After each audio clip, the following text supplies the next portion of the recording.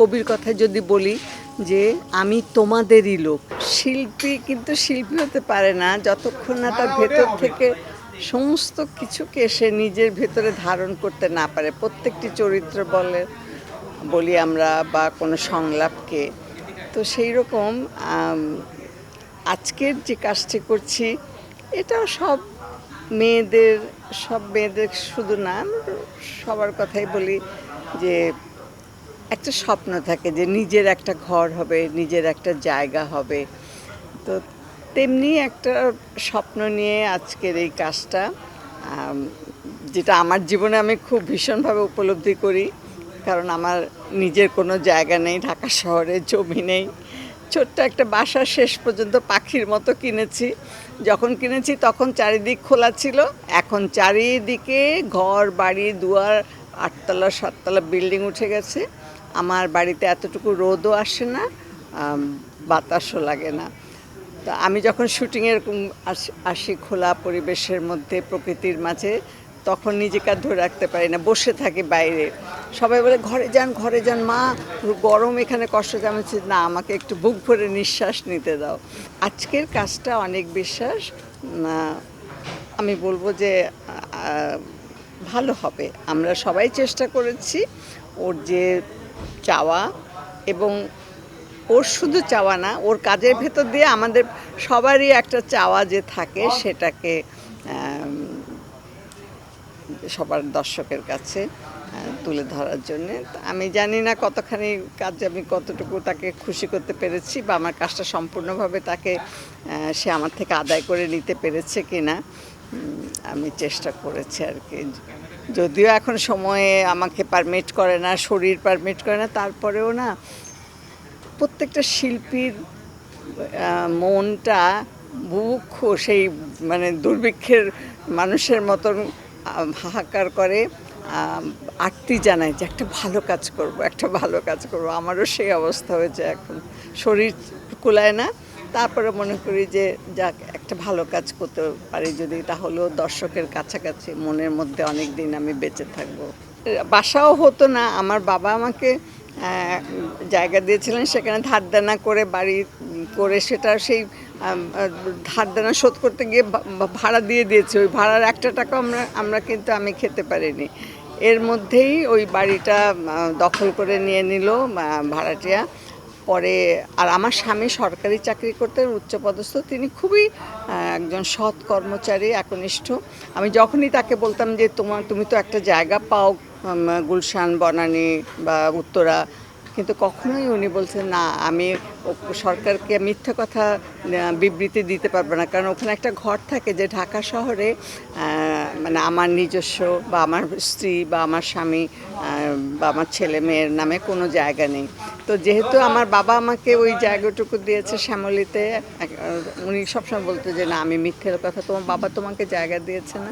এই করে করে শেষ পর্যন্ত আমার মানে ওই বাড়িটাও বিক্রি করে দিতে হলো, এবং শেষ একটা ছোট্ট একটা মানে পাখির বাসা আমি বলবো, এটার মধ্যে এখন আছি। আমি খুশি, ঠিক আছে, আমার যেটুকু আছে এটাই কার থাকে, তাও তো আমার নিজের বাসা, মাস ফুরালে ভাড়া গুনতে হয় না, এটাও একটা বিরাট স্বস্তি আমার জীবনে। খুব খারাপ লাগে। আমি 1954 সালে ঢাকা শহরে এসেছি। আমার আব্বা যশোর থেকে বদলি হয়ে ঢাকায় আসলেন। তখনকার ঢাকা, ছোট্ট দুটো টাউন সার্ভিস বাস চলতো, ঘোড়া গাড়িতে করে রেল স্টেশন থেকে আমরা এসে পৌঁছেছি আজিমপুর কলোনিতে। তো সেই ঢাকা আর এখনকার ঢাকা, ধানমন্ডিতে তখন প্রথম নিউ মার্কেটের গেটটা হচ্ছে, হেঁটে হেঁটে আসতাম, এমনি করে তাকাতাম, কত উঁচু গেট। আহারে, এখন সেই গেটের উঁচুতে আরও 12তলা 14তলা সব বাড়ি উঠে গেছে। এই জীবনে অনেক কিছু দেখলাম। ধানমন্ডির দিকে আসা হতো না, সব ধান ক্ষেত ছিল, বাড়ি ঘর দুয়ার ছিল না। আস্তে আস্তে সেই ধানমন্ডি থেকে আস্তে আস্তে মিরপুরও এখন একটা আলাদা শহর হয়ে গেছে। আর এইসব গুলশান, বনানী, চোখের সামনে দেখলাম তো পরিবর্তন সব কিছু। তারুণ্য নেই আসলে। আসলে ভালো লাগে সবার সঙ্গে কথা বলি। আমার অহংকার করার কিছু নাই। আমি মনে করি আমি যেটুকু কাজ করি আমি সততার সঙ্গে করি। আমি কাউকে কষ্ট দেই না। আমার ডিরেক্টর যতক্ষণ না পর্যন্ত তিনি ইয়ে হবেন, সন্তুষ্ট হবেন, যতবার বলবেন আমি কাজ করব। সেখানে আমার কোনো কম্প্রোমাইজ নেই অন্য কারোর সাথে। তো আমি এই পর্যন্ত যতটুকু চেষ্টা করেছি, আমার আমার আমি যখন থেকে পেশা হিসেবে নিয়েছি আমি পেশার প্রতি সৎ থাকতে চেয়েছি, একনিষ্ঠ থাকতে চেয়েছি এবং আমি চেষ্টা করেছি। আমি বলবো যে সব কাজের মধ্যে একটা সততা থাকে, কষ্ট তার চেষ্টা থাকতে হয়, তাহলেই সে আর কি শেষ পর্যন্ত পৌঁছাতে পারে আর কি। তা নাহলে অসময়ে একটু প্রশংসা পেলাম আর নিজেকে কি হনুরে যদি মনে করতে থাকি তাহলে কিন্তু হবে না। শেখার কোনো শেষ নাই। আমাদের পূর্ববর্তী যারা আছেন তাদের আমরা অনুসরণ করতে চাই। আমিও সেই পথ ধরে যে আমার গুরুজন, তাদের কাছে শেখার অনেক কিছু আছে। আর এখন যারা কাজ করে তা আমি বলবো তারা অনেক ভাগ্যবান, কারণ এই প্রযুক্তির কারণে তারা অনেক কিছু শিখতে পারে, জানতে পারে। আমাদের সময় সে সুযোগটা ছিল না। তো তারা ভালো কাজ করবে এই আশা আমি সবসময় করি, আমাদের চেয়ে ভালো কাজ করবে। হায়াত ভাই আমার ছোটো ভাইয়ের মতো, কিন্তু আমার বয়সও ছোট উনি, কিন্তু হ্যাঁ আমার 4 বছরের ছোট। উনি আমাকে ভাবি ডাকেন। আমার স্বামীর খুব ভালো বন্ধু উনি। হায়াত ভাই বাইরে চলে গিয়েছিলেন আর ইয়েতে বোধহয় লিবিয়াতে না কোথায় যেন। উনি উনি তো পেশাগতভাবে উনি একজন প্রকৌশলী, ইঞ্জিনিয়ার। তো তার আগে থেকে আমি তো কাজ করছি, তারপরে ওনার সঙ্গে আমার পরিচয় হলো এবং উনি চলে আসলেন একেবারে লিবিয়া থেকে। তারপরে একসঙ্গে কাজ করছি এখন পর্যন্ত আর কি।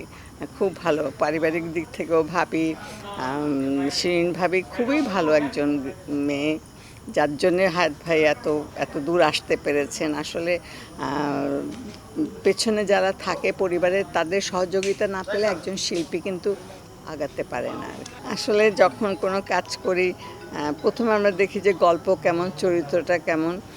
তো চেষ্টা করেছি আর কি সর্বাঙ্গীনভাবে যে কাজটা যাতে দর্শক প্রিয়তা পায় এবং এটা যে এত ভালো হয়ে যাবে, সবাই দর্শক যে এত নিজেদের মতো করে গ্রহণ করবে, এটা আমাদের, আমি মনে করি যে অনেক সৌভাগ্য। এবং যিনি পরিচালক ছিলেন তিনিও যথেষ্ট পরিশ্রম করেছেন, মানে যতক্ষণই গ্রহণযোগ্য হয়, দর্শকের কাছাকাছি যাতে যেতে পারে, সেই জন্য তারও অনেক কৃতিত্ব আছে আমি বলবো আমাদের এই সাফল্যের পেছনে।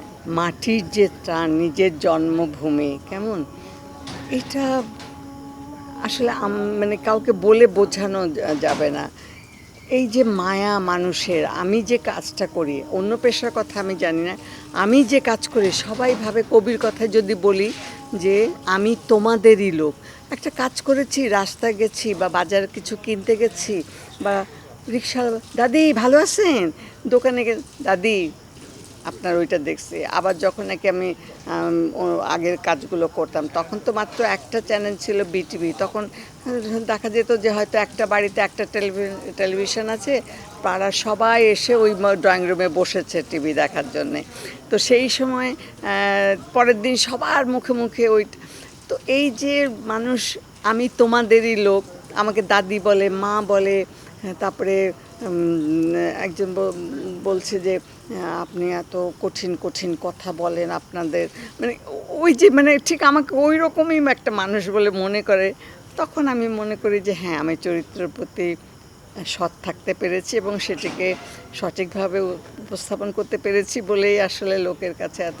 আর মানুষের যে এত ভালোবাসা, দূরে গেছি শুটিং করতে, তো টমেটো গাছ দেখছি, আমি হাঁটছি ক্ষেত দিয়ে, টমেটোগুলো ধরে দেখছি, তো আমি ভালো লাগছে, কারণ এরকম তো দেখা যায় না, আমরা তো পাই না এগুলো এরকমভাবে গাছে হয়ে আছে। ফিরে আসার সময় দেখি ঠিক ওই চাষি ভাই পোটলায় করে এতগুলো টমেটো নিয়ে এসছে। এই যে মানুষের ভালোবাসা, মায়া, এটা সত্যি আমার মানে আমি ওই জন্যে চলে আসলাম নিজের মাটির টানে, মায়ার টানে, মায়ায়, মাটির যে মায়া, দেশের যে মায়া। এবং আমি মনে করি যে আমারও কিছু দেশের মানুষের প্রতি দায়িত্ব আছে। এ দেশ আমাকে, এখানে আমি বড় হয়েছি, দেশ আমাকে এত সুযোগ দিয়েছে সংস্কৃতির অঙ্গনে চলার জন্যে, যেভাবে আমাকে অনুপ্রেরণা দিয়েছে মানুষের কাছাকাছি যাওয়ার জন্যে। আমার তো কিছু করা উচিত সেই সব মানুষের জন্যে। আমি যেভাবে পারি আমার কাজ দিয়ে মানুষের কাছাকাছি যেতে, মানুষকে এতটুকু আনন্দ দিতে পারলে আমি মনে করি যে আমার কিছুটা দায়িত্ব আমি পালন করতে পারলাম। আসলে মাটির টানে এই দেশের ভালোবাসার জন্যেই আমি এখানে চলে এসেছি,